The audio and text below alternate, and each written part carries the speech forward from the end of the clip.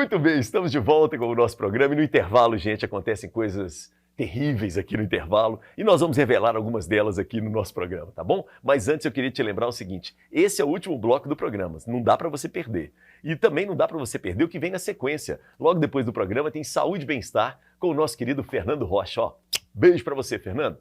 Conceito de saúde mais amplo, além do corpo, envolvendo mente, alma e por aí vai. Lembrando que todos os programas, todos os conteúdos do Canal Viver Brasil ficam à sua disposição no YouTube, Canal Viver Brasil, ou então agora na novidade, que é o site canalviverbrasil.com.br, tá bom? Ô Fred, vamos lá. A gente no intervalo falou a respeito de alguns discos de vinil que teriam, ao ser tocados ao contrário, traíram mensagens demoníacas e tal.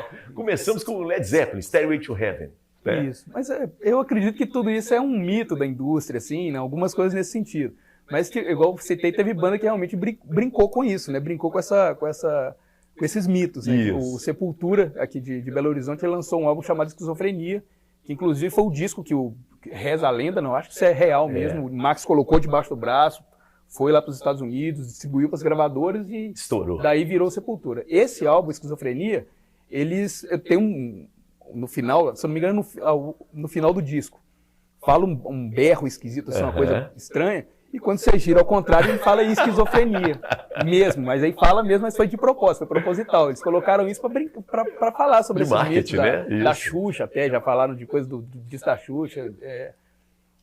Dá um limão, eu faço a limonada. É né? Isso, exatamente. Você conhece algumas histórias dessas também, né? Não, para mim a mais emblemática aí é realmente do disco da Xuxa, né? Que quando rodada era, a rainha dos baixinhos, né, cara? E aí diziam que tinha mensagens demoníacas no disco da Xuxa. O Led Zeppelin a gente até aceita, né? Porque essa turma da época do progressivo do Led Zeppelin, etc., Yes, né, o Rick Wakeman e tal, eles têm muito, até o próprio Raul Seixas, bem lembrado, eles têm muito esse apreço. O ídolo maior do Raul e do Jimmy Page era o Aleister Crowley, que era um mago, né? Então tem essa história do misticismo, da magia, né? Que sempre envolveu esses caras. E vem também lá do blues, da encruzilhada, que o Robert Johnson fez um pacto com o diabo e dali pra frente a vida dele foi uma merda, mas ele era um guitarrista foda. Né? Desculpa os palavrões. Mas a Xuxa é demais, né, Greg? Mas botar a Xuxa nessa aí. Até os violeiros têm isso. Um violeiro bom tem um pacto com o diabo também, para dar certo na viola caipira. Mas a Xuxa é demais, é muita coisa. Muito bom. Vamos lá, boteco. O que você gosta, né? Que boteco que você gosta em Belo Horizonte? Que região, assim? Como é que é isso? Eu tenho um bar que é bem de bairro mesmo, assim, é bem escondido, chama o Bar da Cláudia, que fica ali fica no Ipiranga. É Ipiranga Renascença, assim. Sim. Então o bar que ele fica, você sobe uma escada, ele fica num terraço e tal. Eu gosto muito pelo ambiente, que é um ambiente bem da gente ali, do pessoal do bairro, uma coisa bem nossa. E ela é uma grande cozinheira, cozinha muito bem, essas comidas mais pescoço de peru, essa comida mais, sabe, a coisa mais barata, assim, que bem feita fica sensacional, entendeu?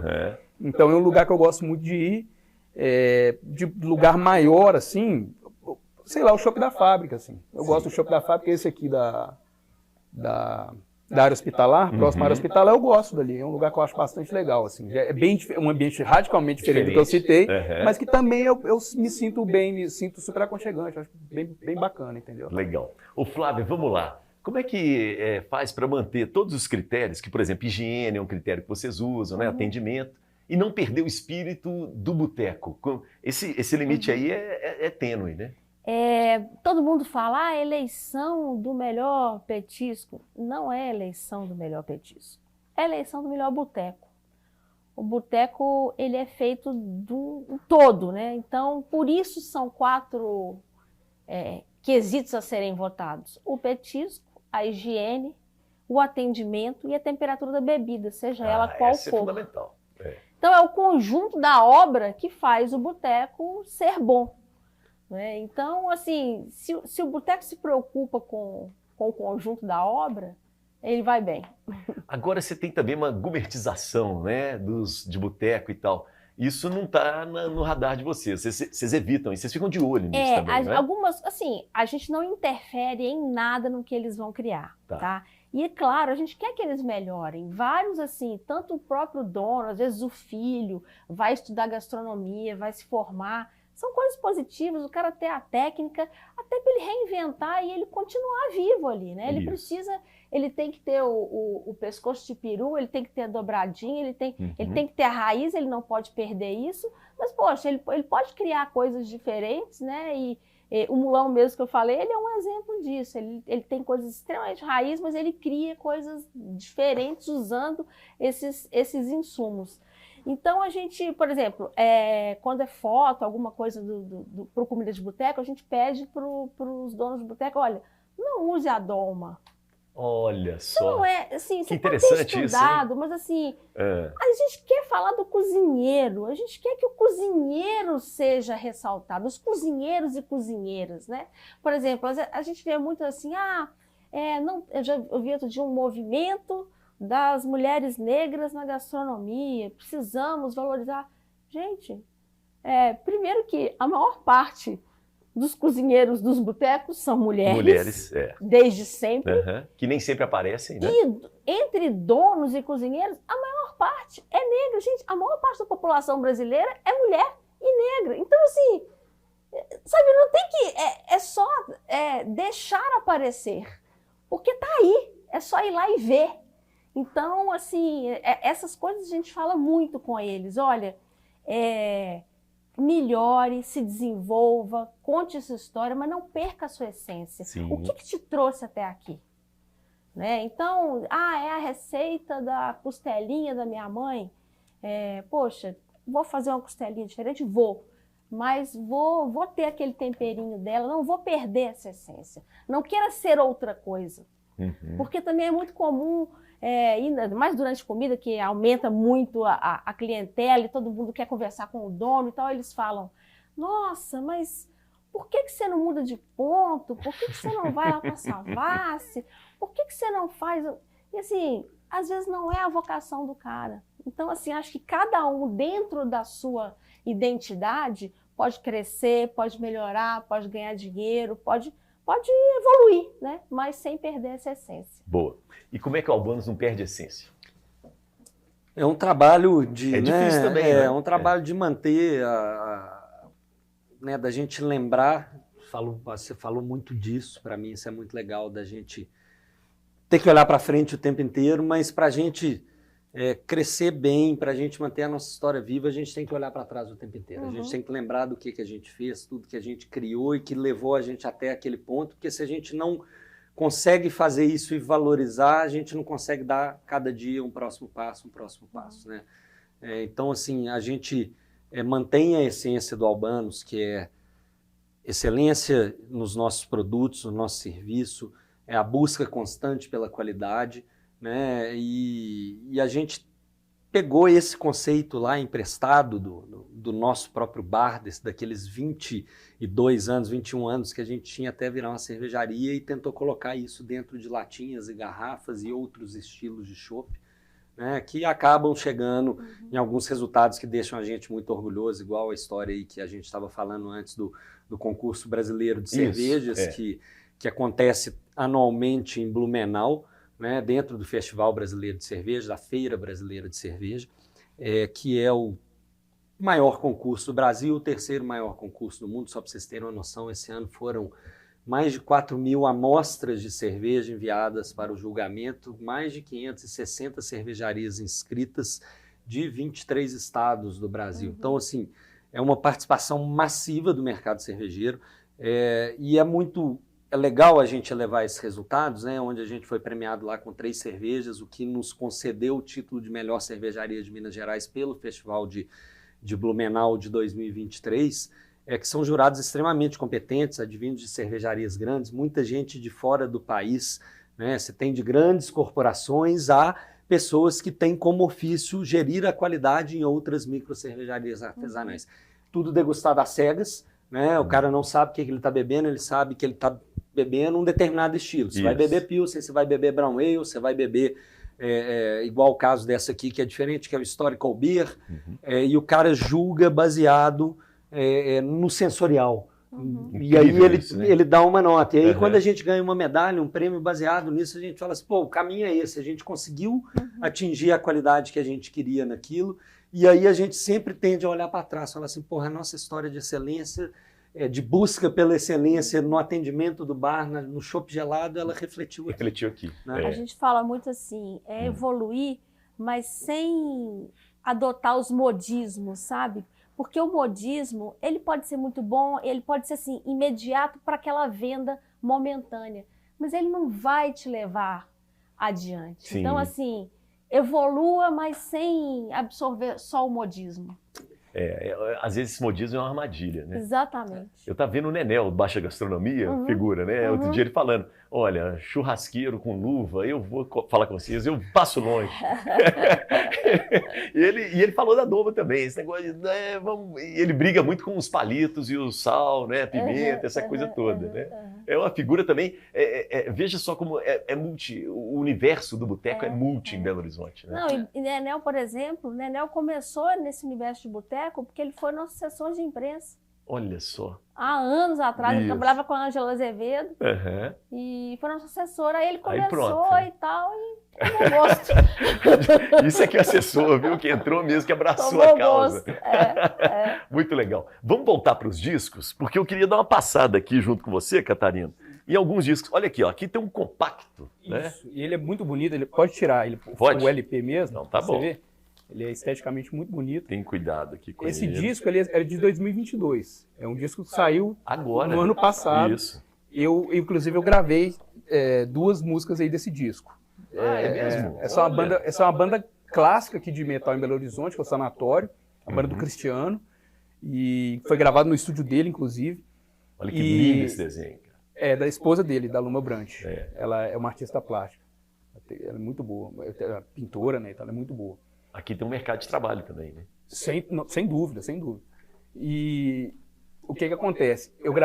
A gente gravou esse disco, ele é muito bonito a mídia, né? Lembrou a minha infância com os discos para criança. Eu acho o 7 polegadas o formato mais charmoso do vinil. Vermelho, cara, olha só que barato. E é um disco de 2022 gravado durante a pandemia. Tem um baterista de um lado e um baterista do outro. Aí ele me convidou para poder gravar 2 músicas. E olha o cheiro do vinil. E é o primeiro registro do Sanatório. O Sanatório é uma banda de 91 e é o primeiro registro deles em LP. Primeiro registro em vinil. Tem mais um aqui, um outro que você trouxe. Esse também é bem bonito, ele é transparente. Pode tirar só o LP para você ver. Ele é bem bonito esteticamente. Uau, olha só isso. Caramba. Bem legal. Tem 2 bandas de Belo Horizonte aí, uma de São Paulo e uma, se eu não me engano, do Rio Grande do Sul. E eu também gravei 2 músicas aí nesse disquinho. Legal, isso aqui é uma coletânea, É de né? 2014. A gente chama de Far Away, né? Far Away. É 4 bandas, né? Ah, que barato. Na minha época a gente fala coletânea, assim. Já fiquei para trás. E é a ideia de dividir custo, né? É independente, é um troço todo independente, você divide custo. E ele é de 2014, é da década passada. Entendeu? Vou continuar aqui, ó. Vamos no embalo. Esse de 88. Esse é um clássico, é o primeiro registro punk de Belo Horizonte, feito pela Cogumelo. O Ataque Epilético de um lado e o Ofensor do outro. Esse disco é histórico mesmo. Esse disco vale muito. Para você ter uma base, o banco de dados que eu olhei não tinha nenhuma venda para eu poder comparar o preço. Você não tem nem noção de quanto vale. Não tinha disco à venda dele, ele desapareceu. Assim, ele é muito difícil de achar esse disco. Então tá bom, vou guardar ele aqui porque eu acho que ele vale muito. E esse aqui, ó. Aí eu trouxe um outro estilo, né? Esse disco é um disco da década de 50. Né, eu achei interessante que é um disco bastante antigo e nesse disco tem aquela música Na Cadência do Samba, que é uma música que é a trilha sonora do futebol, né? A música do Canal 100, daquele cine jornal que tinha Canal 100, aquela música que toca famosíssima.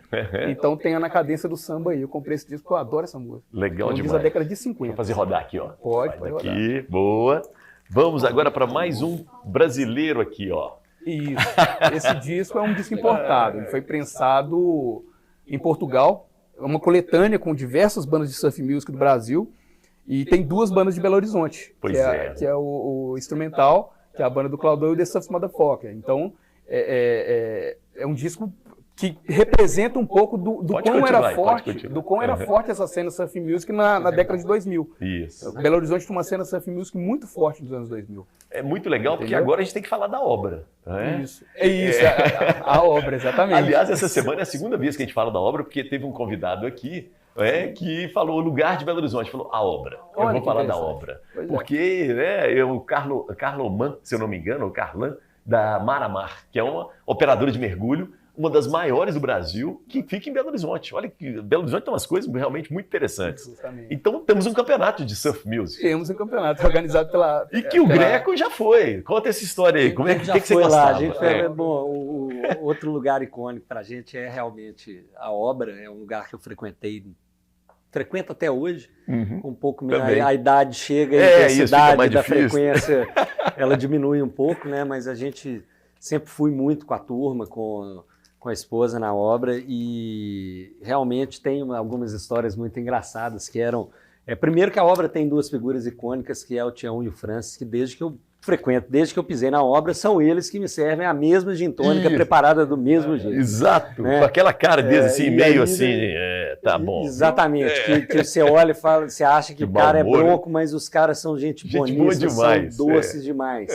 E aí a gente estava até comentando antes da gravação aqui, antes do programa, os posters do Campeonato Mineiro de Surf, que era um flyer que circulava na época, não tinha telefone, então colava na porta, distribuía nas faculdades, e era muito legal. Um deles que eu lembrei aqui era o Tião e o Francis na Lagoa da Pampulha com um saco de sal cisne salgando, e o Tião jogando sal na Lagoa da Pampulha, e o Francis com a prancha de surf pronto para pegar uma onda. A outra que você lembrou também foi dos ônibus, só a foto de 2 ônibus, Havaí e Califórnia. Isso, Havaí e Califórnia. E o legal é que é sempre o primeiro, não importa se está na 20ª edição, é o primeiro Campeonato Mineiro de Surf. Precisamos voltar com isso, com esse campeonato de surf. Muito legal. A obra está de volta, né? Está funcionando, mas é um marco mesmo. Muito bom. E tinha shows lá dentro da obra, né? Sim, exatamente. Eu vi show dessas duas bandas, inclusive, eu já vi show das duas bandas na obra. Muito bom. Agora temos essa beleza aqui. Esse é meu disco preferido, assim. É uma prensagem, se eu não me engano, de 2018. Esse disco saiu originalmente só em CD, em 95, do Morphine. O mentor dessa banda faleceu já, que é o Mark Sandman. É uma banda interessantíssima, é uma banda que não tem guitarra. É uma banda de rock muito legal que não tem guitarra.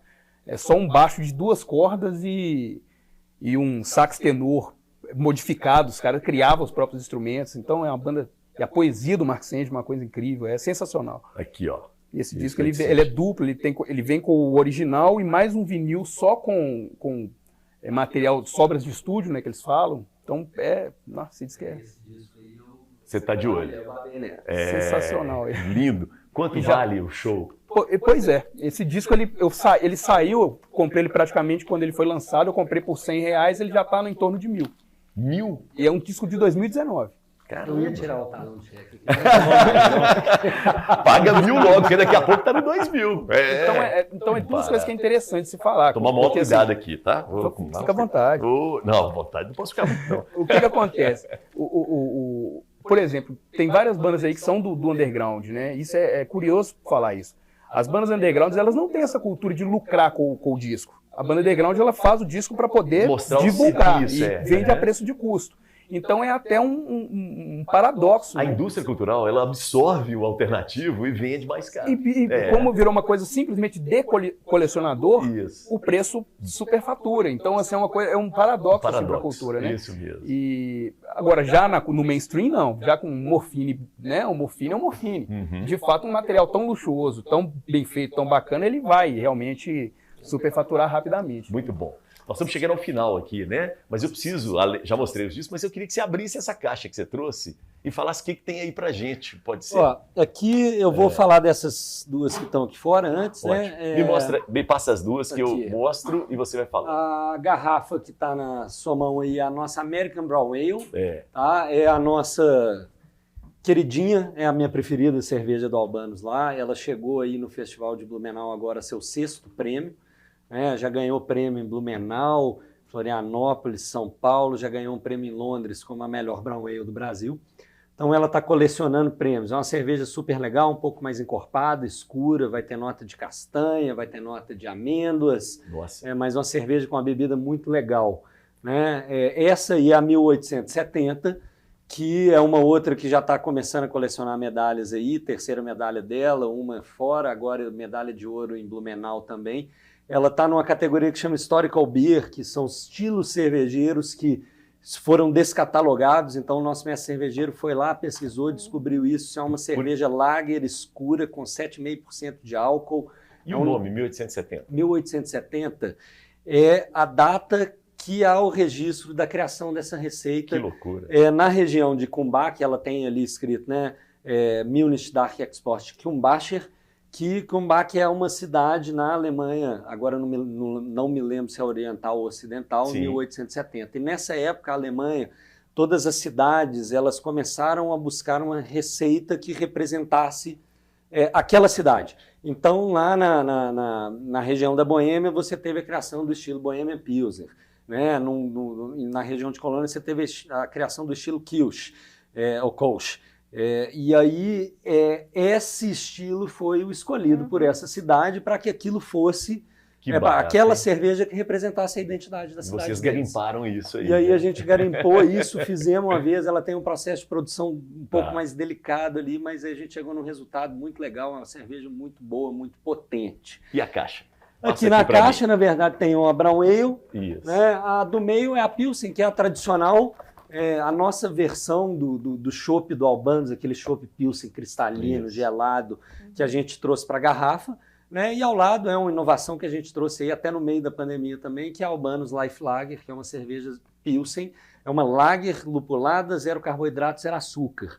Isso é muito legal, porque ela é uma cerveja que as pessoas estavam, né, a pessoa que está praticando mais esporte, está cuidando da saúde, estava parando de beber cerveja por causa dos carboidratos, da carga de açúcar, etc. Então a gente desenvolveu essa receita, foram anos de pesquisa até chegar num resultado de uma cerveja que fosse extremamente saborosa, que tivesse aroma, tivesse sabor, que desse aquele prazer. Ela tem um álcool um pouquinho mais baixo do que as cervejas tradicionais, mas ela é 0 açúcar, 0 carboidratos. Boa. E aí está aí para todo mundo que por acaso esteja passando por um processo de dieta, alguma restrição alimentar. Os corredores também bebem, né? As pessoas também bebem, exatamente. Muito bom. E a outra aqui? A outra Brown Ale que a gente falou aquela dela que a gente acabou de falar. Exatamente. Muito bom. Legal demais.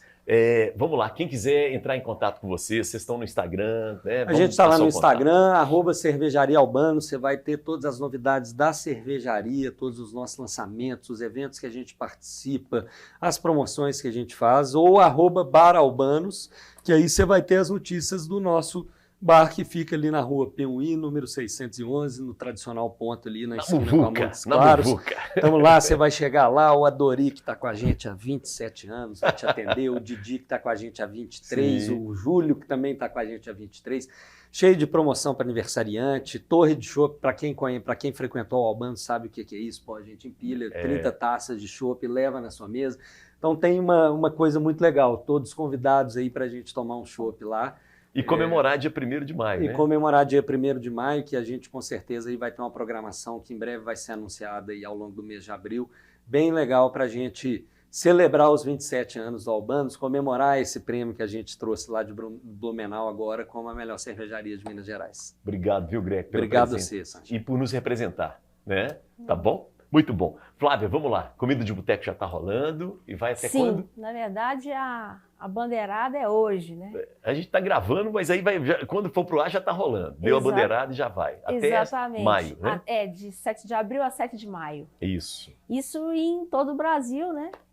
De Manaus até Porto Alegre. Aqui em Minas a gente tem, além de BH, mais 5 cidades.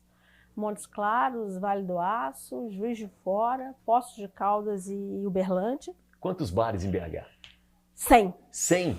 Caramba, para cumprir tudo tem que recorde. Correr, hein? 3 por dia. 3 por dia, o cálculo é esse? 3 por dia dá. É bom que assim, o roteiro sempre tem um próximo, então dá para fazer ali 3, dá para fazer a pé ali. Nossa, ele disse tudo. Também tem essa opção. Mas cuidado com o Ali do Mineiro. O Ali do Mineiro engana a gente. Muito bom. Vocês estão nas redes sociais também? Sim, todas as redes. E assim, o nosso site, comidadeboteco.com.br, tem todos os bares do Brasil todo. A gente está fazendo uma inovação também com o pessoal da Simpla, que é um mapa. É verdade.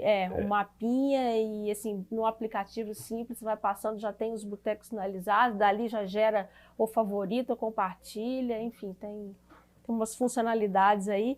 E a gente espera todo mundo, né? Pode ficar tranquilo, vai ficar lotado. Esperamos bater o nosso recorde de votos aí. O nosso votinho é o votinho escrito. Isso. O votinho tradicional, colocar o voto na urna. Acho que isso também é um charme do negócio que a gente não quer perder. Muito bom. Obrigado, viu? Todos. E parabéns também. Obrigada. Valeu.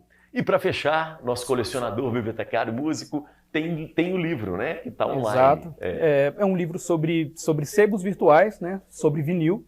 É um e-book que, no momento, você pega ele diretamente comigo. A plataforma onde ele estava hospedado mudou as regras lá e agora eu não consigo disponibilizar ele gratuitamente mais. Sim. Então, para pegar gratuito comigo é fredcatarino@gmail.com. Só entrar em contato. É um livro onde eu faço uma análise, né, entre os preços dos discos nos sebos virtuais, comprados em sebos virtuais nas 2 primeiras décadas do milênio com o ano de 2022. Eu faço esse comparativo. Ótimo. Em como variou esses preços. Tipo o mercado mineiro do vinil, né? Tipo isso. Mas ali eu trago mais informações sobre as bandas, porque o acervo é bem eclético, Isso. vai como você viu, do samba, do jazz ao metal. Então, e o mais interessante, tem um recorte muito grande da cena de Belo Horizonte. Tem 11 artistas em vinil de Belo Horizonte, que eu faço esse comparativo de preço, e eu já tenho diversos outros trabalhos sobre a cena de Belo Horizonte, sobre a história, a memória da cena. Então, fala um pouco da cidade, fala um pouco de disco, fala de música, é um registro bastante interessante. Chama Sebos Virtuais, uma experiência nas primeiras 3 décadas do século XXI. Parabéns. Aí é só entrar em contato, que eu mando de graça na hora. Valeu demais, viu? Parabéns. Nada, obrigado. Gente, obrigado pela presença, tá? Estamos juntos. E você que nos acompanhou, com certeza os horizontes se abriram, né? Beijo para quem é de beijo, abraço para quem é de abraço, boteco para quem é de boteco, vinil para quem é de vinil, chopp, cerveja para quem é de cerveja, chopp também. Fique à vontade, curta bastante. E eu, sobrei. Valeu. Obrigado. Valeu.